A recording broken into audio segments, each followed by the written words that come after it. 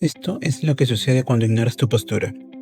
Primero fue solo cansancio en la espalda, luego el cuello, después vinieron los dolores de cabeza y un día mi mandíbula comenzó a sonar cada vez que comía. Dolor cervical, tensión mandibular, bruxismo, fatiga visual. Tu postura afecta a todo. La mandíbula, la respiración, el equilibrio, incluso tu nivel de estrés. Pero corregirla no tiene que ser difícil, con solo 2 minutos puedes cambiarlo todo.